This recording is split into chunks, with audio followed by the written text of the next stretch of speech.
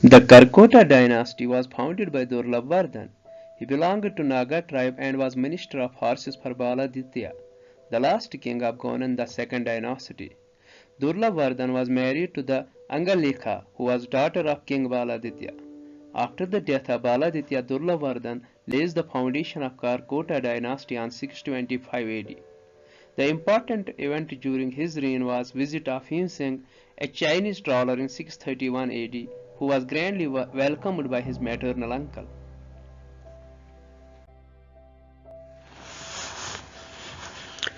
He died in 661 and his son Pratapaditya II ascended the throne, who is known for the foundation of Pratapura, presently Tapar. The great king of this Karkota dynasty was Laltaditya Muktapeda, whose reign is believed to be between 724 to 761 AD and is known as Great Conqueror or Alexander of Kashmir. His first major war and conquest is believed to be against Yasovarman of Kanuj. Kalhana has also mentioned about great conquests he made in the areas of Central Asia, Bengal, Orissa, etc. However, they are not substantiated by any other sources, and much of conquest seems to have been exaggerated. Laltaditya increased the number of his chief officials from 18 to 23, adding 5 more officials known by the name of Panchmahasabha. The major landmark of his reign was construction of Martin Temple based on 84 columns, which he built in honor of Surya or Sun Temple.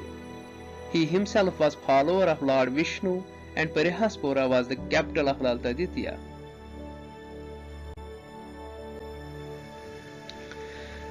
The successors of Laltaditya were not of his caliber, except Jayapida, who ruled between 751 to 82, who is believed to have made some conquests, and story of later Karkotas is the sad story of misrule.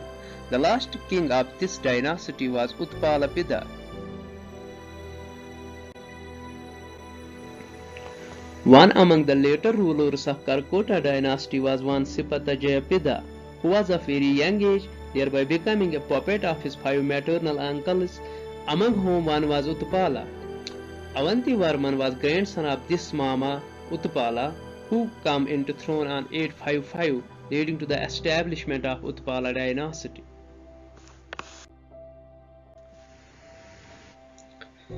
The ancestors of Avantivarman were super distillers by profession.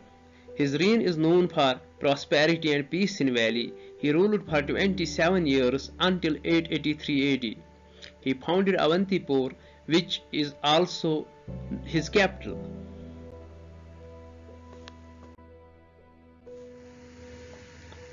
He had a very capable minister known by the name of Suyabata, credited to found the Suyapur or Sopur town.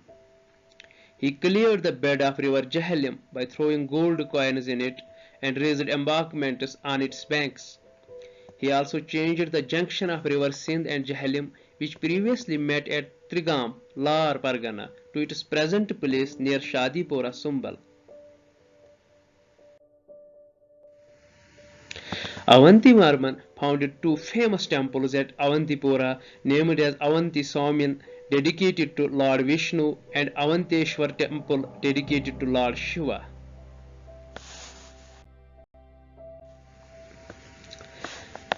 The next king to follow him was Karavarman, 883 to 902, who revived the policy of conquests and war, whose army is believed to have reached up to the areas of Gujarat. After this, the Uttapala dynasty began to falter and came to end with the rule of Shurvavarman II in 939.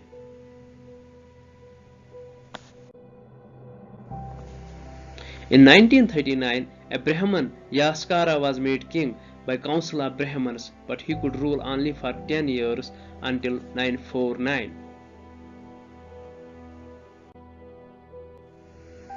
Yaskara's son was deposed by powerful cleric or writer Parvar Gupta, bringing in Gupta rule, who himself ruled between 949 to 50.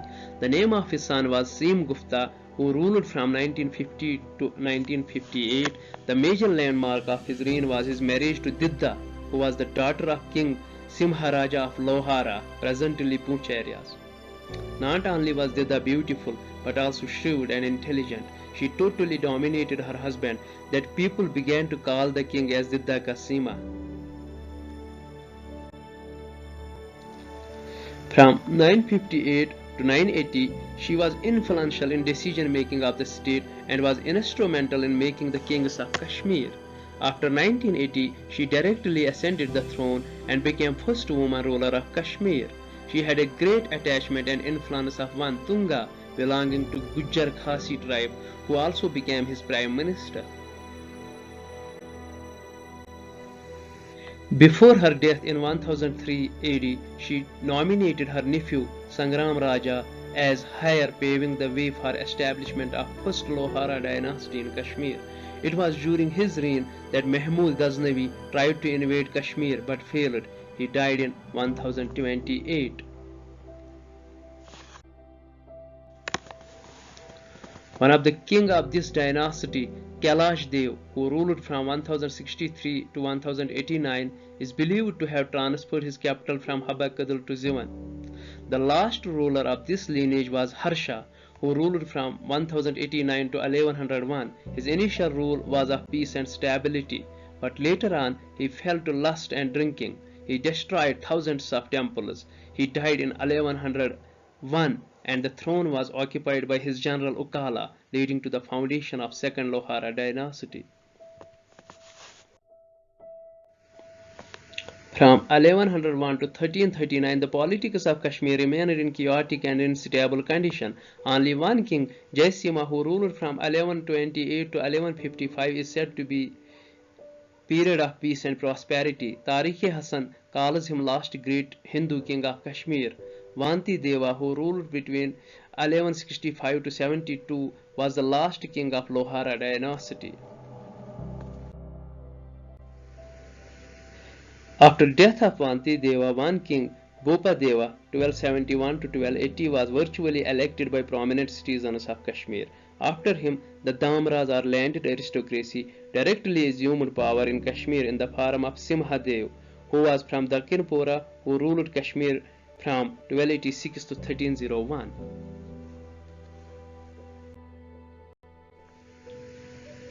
He was succeeded by Suhadeva, who ruled from 1301 to 1320, but was chicken-hearted, weak and incompetent. In his reign, Rinchan came to Kashmir and settled in Devarkunel, Baramulla, and was serviced by Suhadeva. Also came Shahmir in 1313 AD and was serviced by Ramchandar, the commander-in-chief of Suhadeva, and settled in Gagangir, Lar province. In 1320, the Mongol invader Dulcha invaded Kashmir. The king fled to Kishtwar. When Dulcha left Kashmir, Rinchan ascended the throne from 1320 to 1323 as Sultan Sadruddin by killing Ramchandar, the commander-in-chief. He was originally a Bhuta or Ladakhi. However, to consolidate his power, he made Ravan Chandra, son of Ramchandra, as head of administration and married his sister Kota Rani. After Rinchan's death, Udana Deva, brother of Suhdeva, became king of Kashmir from 1323 to 1338. He married to Kota Devi, the widow of Rinchan, but actual power was wielded by her. It was during this period that another Mongol, Achala, attacked Valley. Udana Deva, like his brother, fled to Ladakh, but Kota Devi, along with Shahmir, showed resistance against Uchala, making Shahmir popular among people. After death of Udana Deva in 1338, Kota had two kids, Haider from Rinchan and Jata from Udana Deva, but she discarded both of them and shifted to Indarkot and proclaimed herself as queen. She tried to exclude Shahmir, who was most powerful noble at the time, from power and appointed Bata Bhikshana as chief advisor. However, Shahmir attacked her fort, imprisoned her, where she died, and proclaimed himself as Sultan Shamsuddin, thus bringing end of Hindu rule and establishment of Muslim rule in Kashmir in 1339.